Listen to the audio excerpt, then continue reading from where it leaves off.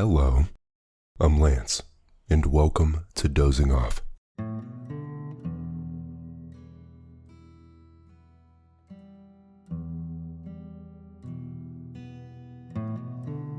Dozing Off is a podcast where I'll read you to sleep. I narrate short stories and classic literature in this deep and relaxing tone to allow you to put your overactive mind at ease and doze off.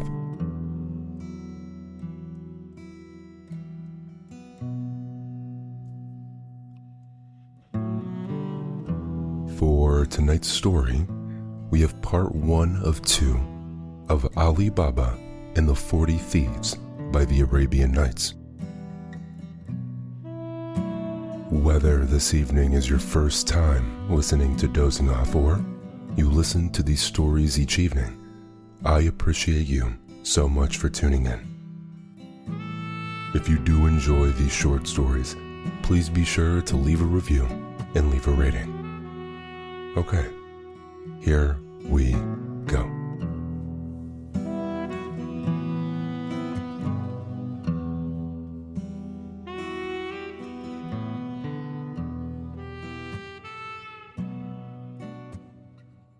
Ali Baba and the 40 Thieves. There once lived in a town of Persia 2 brothers, one named Qasim and the other Ali Baba. Their father divided a small inheritance equally between them. Qasim married a very rich wife and became a wealthy merchant. Ali Baba married a woman as poor as himself and lived by cutting wood and bringing it upon 3 asses into the town to sell. One day, when Ali Baba was in the forest and had just cut wood enough to load his asses, he saw at a distance a great cloud of dust which seemed to approach him. He observed it with attention and distinguished soon after a body of horsemen whom he suspected might be robbers. He determined to leave his asses to save himself.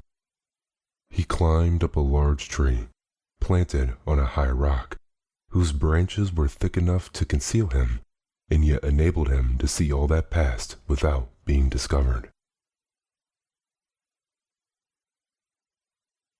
The troop, who were to the number of 40, all well mounted and armed, came to the foot of the rock on which the tree stood, and there dismounted.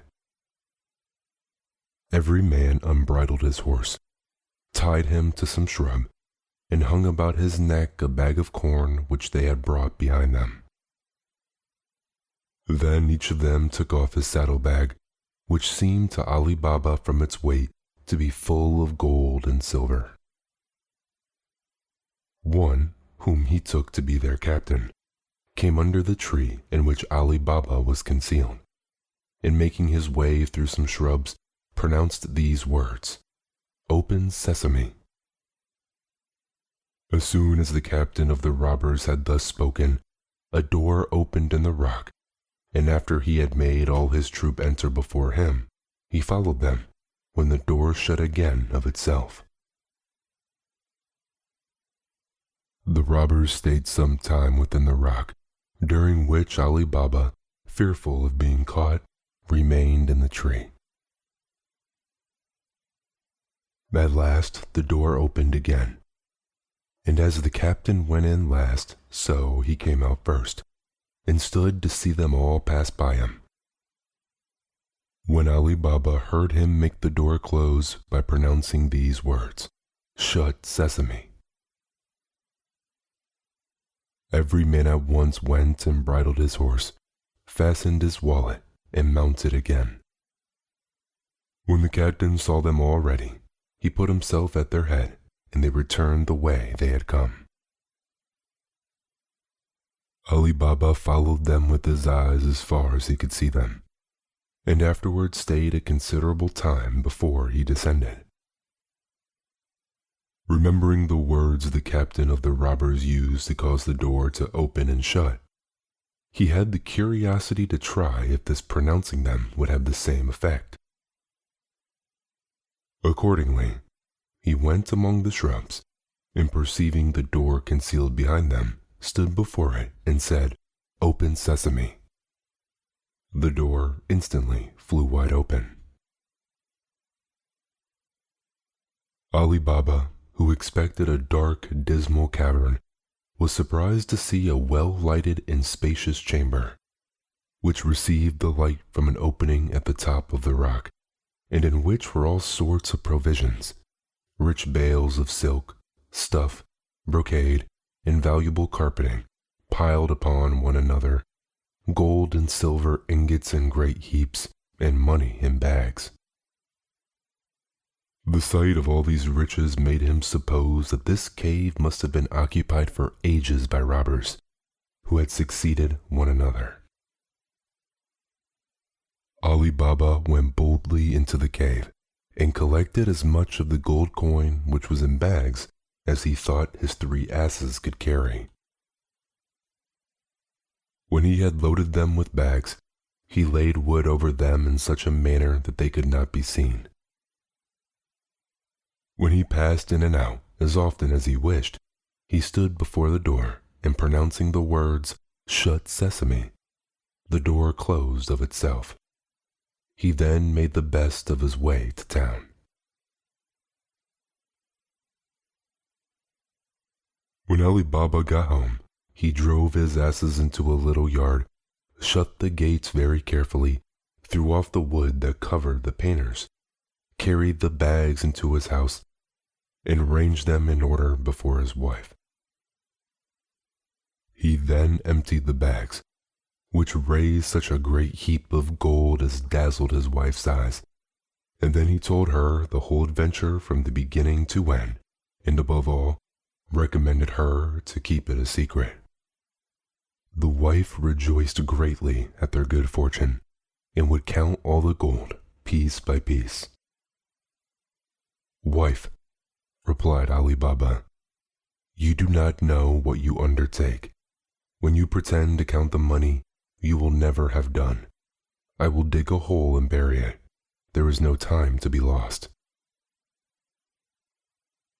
"You are in the right, husband," replied she, "but let us know as nigh as possible how much we will have.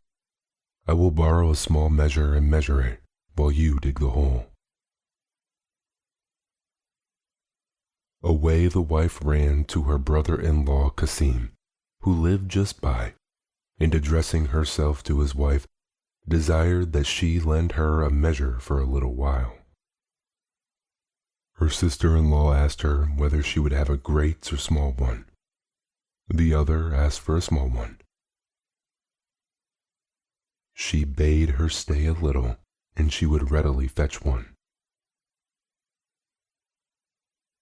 The sister-in-law did so, but as she knew Ali Baba's poverty, she was curious to know what sort of grain his wife wanted to measure, and artfully putting some sweat at the bottom of the measure, brought it to her, with an excuse that she was sorry that she made her stay so long, but that she could not find it sooner. Ali Baba's wife went home, set the measure upon the heap of gold, filled it, and emptied it often upon the sofa, till she had done, when she was very well satisfied to find the number of measures amounted to as many as they did, and went to tell her husband, who had almost finished digging the hole. When Ali Baba was burying the gold, his wife, to show her exactness and diligence to her sister-in-law, carried the measure back again, but without taking notice that a piece of gold had stuck to the bottom. "Sister," said she, giving it to her again, "you see that I have not kept your measure long. I am obliged to you for it, and return it with thanks." As soon as Ali Baba's wife was gone, Kasim's looked at the bottom of the measure and was in inexpressible surprise to find a piece of gold sticking to it. Envy immediately processed her breast.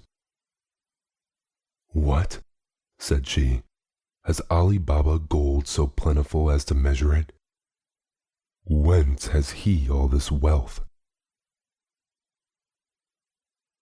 Kasim, her husband, was at his counting house. When he came home, his wife said to him, "Kasim, I know you think yourself rich, but Ali Baba is infinitely richer than you. He does not count his money, he measures it." Kasim desired her to explain the riddle, which she did, by telling him the stratagem she used to make the discovery, and showed him the piece of money, which was so old that they could not tell in what prince's reign it was coined. Kasim, after he had married the rich widow, had never treated Ali Baba as a brother, but neglected him, and now, instead of being pleased, he conceived a base envy at his brother's prosperity. He could not sleep at all that night, and went to him in the morning before sunrise.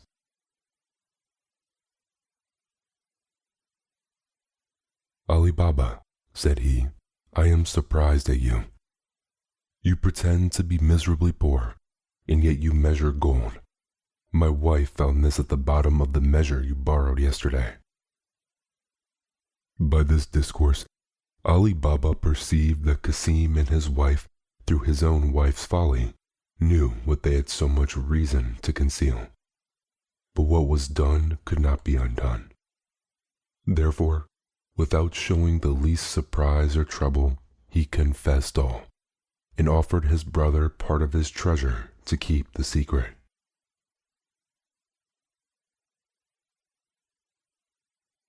"I expect as much," replied Kasim haughtily. "But I must know exactly where this treasure is, and how I may visit it myself when I choose.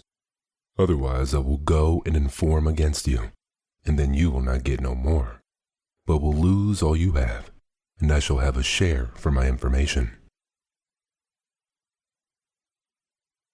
Ali Baba told him all he desired, even to the very words he used to gain admission into the cave. Kasim rose the next morning long before the sun, and set out for the forest with 10 mules bearing great chests, which he designed to fill, and followed the road which Ali Baba had pointed out to him. He was not long before he reached the rock, and found out the place by the tree and other marks which his brother had given him. When he reached the entrance of the tavern, he pronounced the words, "Open Sesame." The door immediately opened, and when he was in, closed upon him. In examining the cave, he was in great admiration to find much more riches than he had expected from Ali Baba's relation. He quickly laid as many bags of gold as he could carry at the door of the cavern. But his thoughts were so full of great riches he should possess that he could not think of the necessary word to make it open, but instead of sesame, said, "Open barley," and was much amazed to find that the door remained fast shut. He named several sorts of grain, but still the door would not open. Kasim had never expected such an incident, and was so alarmed at the danger he was in, that the more he endeavored to remember the word sesame, the more his memory was confounded, and he had much forgotten as if he had never heard it before. He threw down the bags he had loaded himself with, and walked distractedly up and down the cave, without having the least regard to the riches that were around him. About noon, the robbers visited their cave. At some distance they saw Kasim's mules staggering about the rock, with great chests on their backs. Alarmed at this, they galloped full speed to the cave. They drove away the mules, who strayed through the forest so far that they were soon out of sight, and went directly with their naked sabers in their hands to the door, which, on their captain pronouncing the proper words, immediately opened. Qasim, who heard the noise of the horse's feet, at once guessed the arrival of the robbers and resolved to make one effort for his life. He rushed to the door, and no sooner saw the door open than he ran out and threw the leader down, but could not escape the other robbers who, with their scimitars, soon deprived him of life. The first care of the robbers after this was to examine the cave. They found all the bags which Qasim had brought to the door to be ready to load his mules, and carried them again to their places, but they did not miss what Ali Baba had taken away before. Then, holding a council, in deliberating upon this occurrence, they guessed that Qasim, when he was in, could not get out again, but could not imagine how he had learned the secret words by which he could enter. They could not deny the fact of his being there, and to terrify any person or accomplice who should attempt the same thing, they agreed to cut Qasim's body into 4 quarters, to hang 2 on one side and 2 on the other, within the door of the cave. They had no sooner taken this resolution than they put it in execution, and when they had nothing more to detain them, left the place of their hoards well closed. They mounted their horses, went to beat the roads again, and to attack the caravans they might meet.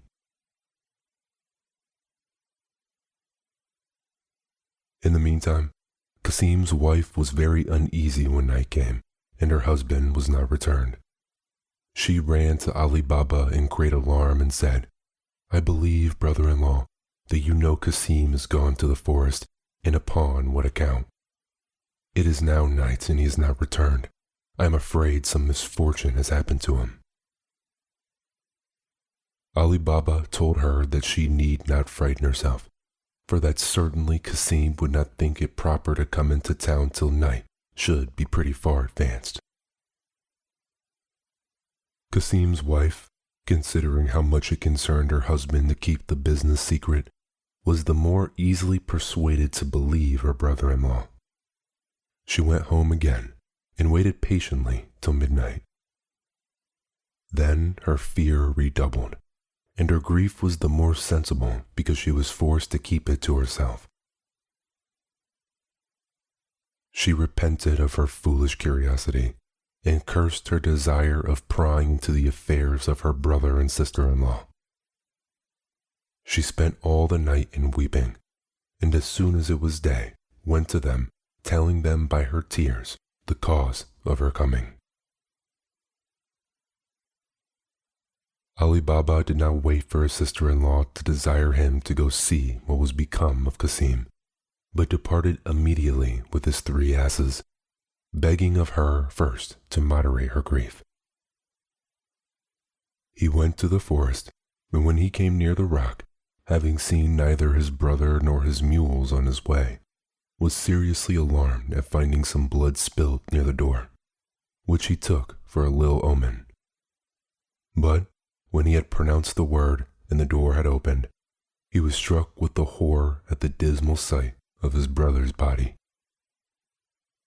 He was not long in determining how he should pay the last dues to his brother, but without adverting to the little fraternal affection he had shown for him, went into the cave to find something to enshroud his remains. Having loaded one of his asses with them, he covered them over with wood. The other 2 asses he loaded with bags of gold, covering them with wood also as before, and then bidding the door shut. He came away, but was so cautious as to stop at some time at the end of the forest, that he might not go into town before night. When he came home, he drove the 2 asses loaded with gold into his little yard, and left the care of unloading them to his wife, while he led the other 2 to his sister-in-law's house. Ali Baba knocked at the door, which was opened by Morgiana, a clever, intelligent slave, who was fruitful in inventions to meet the most difficult circumstances. When he came into court, he unloaded the ass, and taking Morgiana aside, said to her, "You must observe an inviolable secrecy. Your master's body is contained in these 2 panniers. We must bury him as if he had died a natural death. Go now and tell your mistress. I leave the matter to your wit and skillful devices." Ali Baba helped to place the body in Qasim's house, again recommended to Morgiana to act her part well, and then returned with his ass. Morgiana went out early the next morning to a druggist and asked for a sort of lozenge, which was considered efficacious in the most dangerous disorders. The apothecary inquired who was ill. She replied with a sigh, her good master Qasim himself, and that he could neither eat nor speak. In the evening, Morgiana went to the same druggist again, and with tears in her eyes, asked for an essence which they could use to give sick people only when in the last extremity. "Alas," said she, taking from the apothecary, "I am afraid that this remedy will have no better effect than the lozenges, and that I shall lose my good master." On the other hand, as Ali Baba and his wife were often seen to go between Qasim's and their own house all that day, and to seem melancholy, nobody was surprised in the evening to hear the lamentable shrieks and cries of Qasim's wife and Morgiana, who gave out everywhere that her master was dead. The next morning at daybreak, Morgiana went to an old cobbler whom she knew to always be ready at his stall, and bidding him good morrow, put a piece of gold into his hand, saying, "Baba Mustafa, you must bring with you your sewing tackle and come with me. But I must tell you, I shall blindfold you when you come to such a place." Baba Mustafa seemed to hesitate a little at these words. Oh, he replied, "You would have me do something against my conscience or against my honor?" "God forbid," said Morgiana, putting another piece of gold into his hand, "that I should ask anything that is contrary to your honor. Only come along with me and fear nothing." Baba Mustafa went with Morgiana, who, after she had bound his eyes with a handkerchief at the place she had mentioned, conveyed him to her deceased master's house, and never unloosened his eyes till he had entered the room where she had put the corpse together. "Baba Mustafa," said she, "you must make haste and sew the parts of his body together, and when you have done, I will give you another piece of gold." After Baba Mustafa had finished his task, she blindfolded him again, gave him the 3rd piece of gold as she had promised, and recommending secrecy to him, carried him back to the place where she first bound his eyes, pulled off the bandage, and let him go home, but watched him that he returned toward his stall, till he was quite out of sight, for fear he should have curiosity to return and dodge her. She then went home. Morgiana, on her return, warmed some water to wash the body, and at the same time Ali Baba perfumed it with incense, and wrapped it in the burying clothes with the accustomed ceremonies. Not long after, the proper officer brought the bier, and when the attendants of the mosque, whose business was to wash the dead, offered to perform their duty, she told them it was done already.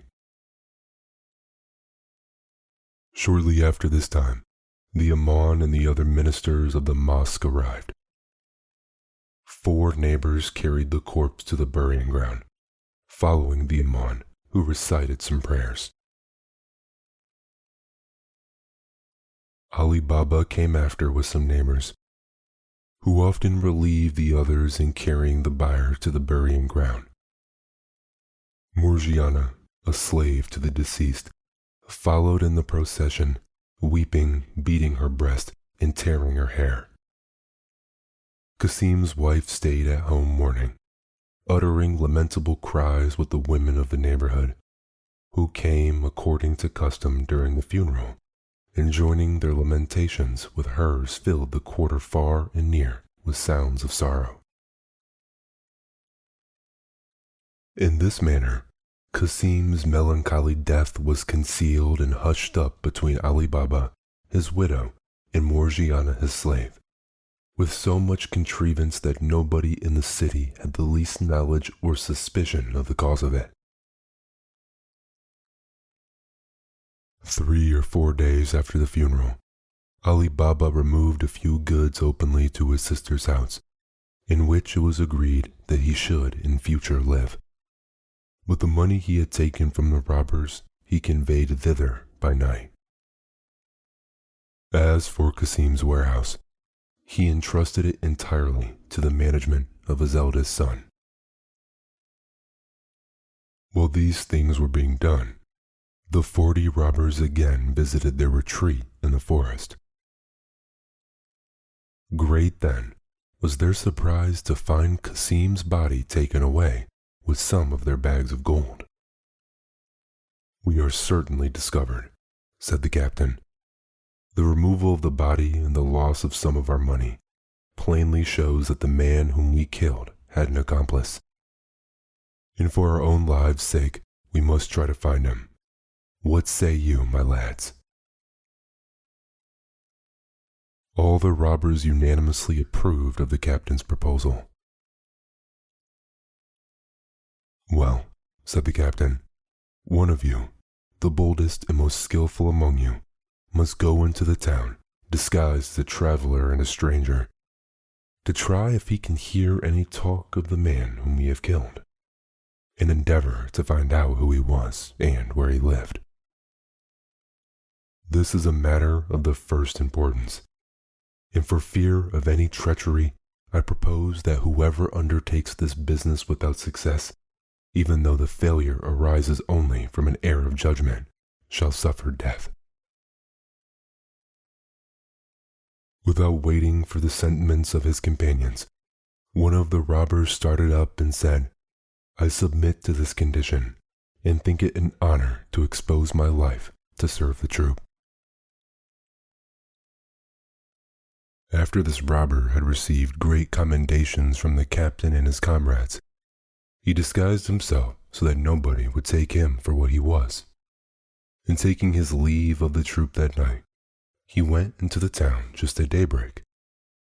He walked up and down, till accidentally he came to Baba Mustafa's stall, which was always open before any of the shops. Baba Mustafa was seated with an awl in his hand, just going to work. The robber saluted him, bidding him good morrow, and perceiving that he was old, said, "Honest man, you begin to work very early. Is it possible that one of your age can see so well? I question, even if it were somewhat lighter, whether you could see to stitch." "You don't know me," replied Baba Mustafa. "For old as I am, I have extraordinarily good eyes, and you will not doubt it when I tell you that I sewed the body of a dead man together in a place where I had not so much light as I have now." "A dead body!" exclaimed the robber with affected amazement. Yes, answered Baba Mustafa. "I see you want me to speak out, but you shall know no more." The robber felt sure that he had discovered what he sought. He pulled out a piece of gold and putting it into Baba Mustafa's hand, said to him, "I do not want to learn your secret, though I can assure you you might safely trust me with it. The only thing I desire of you is to show me the house where you stitched up the dead body." "If I were disposed to do you that favor," replied Baba Mustafa, I assure you I cannot. I was taken to a certain place, whence I was led blindfolded into the house, and afterward brought back in the same manner. You see, therefore, the impossibility of my doing what you desire." "Well," replied the robber, "you may, however, remember a little of the way that you were led blindfold. Come, let me blind your eyes at the same place. We will walk together. Perhaps you may recognize some part. And as everyone should be paid for his trouble, here's another piece of gold for you. Gratify me in what I ask you." So saying, he put another piece of gold into his hand. The 2 pieces of gold were great temptations to Baba Mustafa. He looked at them a long time in his hand without saying a word, but at last he pulled out his purse and put them in. "I cannot promise," said he to the robber, "that I can remember the way exactly, but since you desire, I will try what I can do."